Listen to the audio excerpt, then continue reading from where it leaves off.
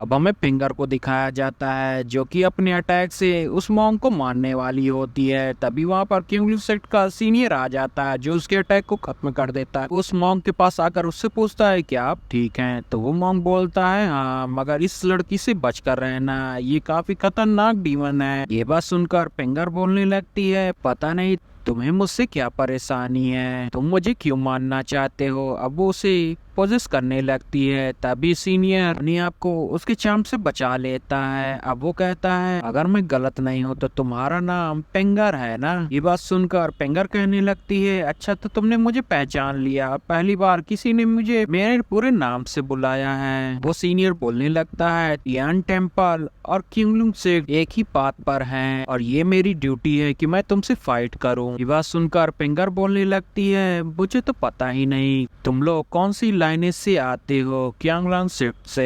ये बात सुनकर वो सीनियर बोलता है मैं जाओ याची क्यांगलांग सेक्ट से हूँ, वह ये मिस यांग होंग फेंजियांग वैली से हैं। ये बात सुनकर पेंगर उसकी तरफ देखने लगती है जिसे देखकर वो अपना मुंह फेर लेती है। अब पेंगर नीचे उतर आती है और कहती है तुम तीनों ही अलग अलग क्लैन से हो, आखिर जब तुम्हें वो ट्रेजर मिल जाएगा तो तुम लोग आपस में उसे कैसे डिस्ट्रीब्यूट करोगे। ये बात सुनकर वो किंग सेट का सीनियर बोलने लगता है चाहे जो हो, हम वो ट्रेजर तुम्हारे जैसे डीमन के हाथ में नहीं लगने देंगे। अब वो मॉन्क अपने ऊपर शील्ड लगा लेता है। अब सीन शिफ्ट होता है और हमें ओल्ड मैन और उस लड़की यू को दिखाया जाता है जो कि उसके पीछे पीछे चल रही होती है। वहीं हमें गांव को भी दिखाया जाता है जो उन लोगों को प्रोटेक्ट कर रहा होता है। अब हम देखते हैं कि ओल्ड मैन एक जगह पर बैठकर पानी पीते हुए कहता है मैं काफी थक गया हूँ, मुझे अब थोड़ा सांस ले लेना चाहिए। अब वो अपनी ग्रैंड डॉटर को पानी की बोतल देता है मगर वो पीने से इनकार कर देती है। तभी वहाँ पर एक बंदा आता है जो कहता है क्या तुम अभी भी लोगों की फोटो देखते हो। अब उसका ग्रैंडपा उस बंदे को देखकर अपनी ग्रैंड डॉटर को बोलता है जब तक मैं तुम्हें बुलाऊं ना तब तक तुम आना नहीं। अब वो उससे बात करने के लिए उसके पास जाता है जहाँ वो आदमी बोलता है तुम मुझे इतने बूढ़े क्यों दिख रहे हो। ये बात सुनकर ओल्ड मैन उससे बोलता है मैं कोई रिलीजियस पर्सन नहीं हूँ और ना ही तुम। ये बात सुनकर वो ओल्ड मैन बोलता है मैंने तुम्हारी ग्रैंड डॉटर के बारे में सुना है, वैसे जब तुम जवान थे तुमने मेरे लिए तियान गैंग डिवाइन कैलकुलेशन का इस्तेमाल किया था ताकि तुम मेरे लिए एक हेक्साग्राम बना सको, पर मुझे आज भी याद है तुमने मुझसे क्या कहा था मेरी जिंदगी काफी मडरस है, तुमने अपने बीवी बच्चों को बचाने के लिए अपनी जिंदगी बर्बाद कर ली। अब ओल्ड मैन कुछ सोचकर बोलता है तुम्हारी और मेरी जिंदगी तो आधी कब्र में पहुंच चुकी है, मैं अभी भी तुमसे एक ही चीज कहना चाहूंगा तियान गैंग डिवाइन कैलकुलेशन मुझे उसके बारे में कुछ भी पता नहीं है। जब तुमने ये शब्द मुझसे बोला था तब पर भी मैं तुमसे गुस्सा नहीं था, तुमने मुझे बहुत बड़ा धोखा दिया था, क्या तुम इस बारे में नहीं सोचोगे।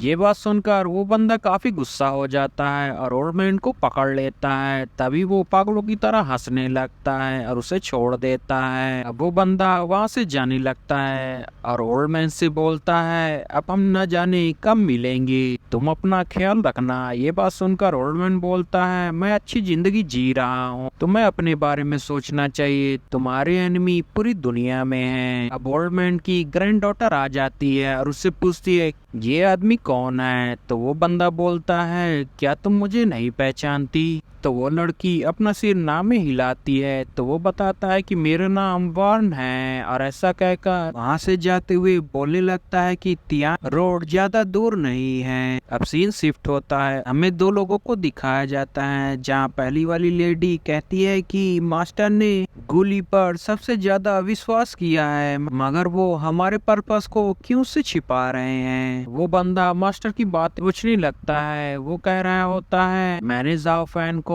एक्यूपंक्चर टेक्निक सिखाई है, मुझे लगता है उसे इसमें मास्टर करने में 30 साल लग जाएंगे, मुझे नहीं पता था कि वो 1000 ऑफ माइल्स चलकर पहुंच जाएगा, उसने तो 10 ही साल में ये सारी ही टेक्निक को मास्टर कर लिया है, क्या तुम में ये सारी एबिलिटी है। अब सीन शिफ्ट होता है और हमें जाओ फैन को दिखाया जाता है जो कि युंजी से बचकर भाग रहा होता है। तभी युंजी उसके ऊपर अपनी स्वॉर्ड अटैक कर देती है। तभी जाओ फैन अपनी ब्लड स्टिक से उसके अटैक को डॉज कर लेता है। अब युनजी उसके रास्ते में अपनी स्वॉर्ड लगा देती है, जिसे देखकर जाओ फैन को वहाँ पर रुकना पड़ता है। अब युनजी उसके गर्दन पर तलवार रख देती है, जिसे देखकर जाओ फैन अपने ऊपर से हुड को हटाता है। अब जाओ फैन का चेहरा देखकर युनजी शॉक हो जाती है। तभी आसमान से काफी ज्यादा ऑरा रिलीज होता है, जिसे देखकर पेंगर तुरंत ही उधर चली जाती है। वहीं कियांगलांग सेट के लोग भी उसकी ऑरा की तरफ जाने लगते हैं। अब हमें जाओ फैन को दिखाया जाता है, जो कि युनजी की तरफ फेस कर लेता है। अब युनजी बोलती है, आखिर तुमने मुझे मारा क्यों नहीं, और पास्ट का दिन दिखाया जाता है। अब जाओ फैन उसे बोलता है, 10 साल पहले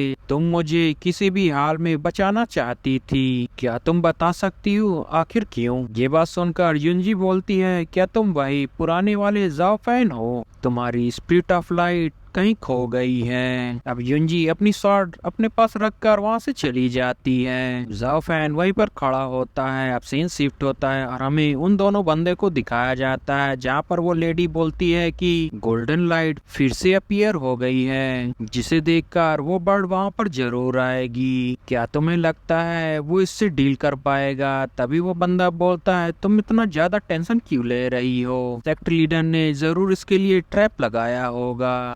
की स्ट्रेटजी काफी कमाल की होती है। तभी वो लेडी बोलने लगती है कि ये स्पिरिट फॉर्मेशन कुछ ज्यादा ही वियर्ड है। ये बात सुनकर वो बंदा उसे शांत करा देता है और कहता है, ये तुम्हारे और मेरी बुद्धिमत्ता का टेस्ट नहीं हो रहा है। जब बाइगो पैदा हुई थी तब मास्टर का बिहेवियर बदल गया था और उनका गुस्सा भी कम हो गया था। हम उनके सबऑर्डिनेट हैं, हमें मास्टर के ऊपर ध्यान रखना होगा। सीन शिफ्ट होता है और हमें पिंगर को दिखाया जाता है, जिसका पीछा कियांगलांग सेट के लोग कर रहे होते हैं। तभी उसकी नजर फिशमैन के ऊपर जाती है, तो वो अपनी फॉर की मदद से उन लोगों को मार देती है। ये देखकर किंग यून सेट के लोग नीचे उतर आते हैं। तभी वहाँ पर पानी भर जाता है और वहाँ पर वो फिशमैन आ जाते हैं।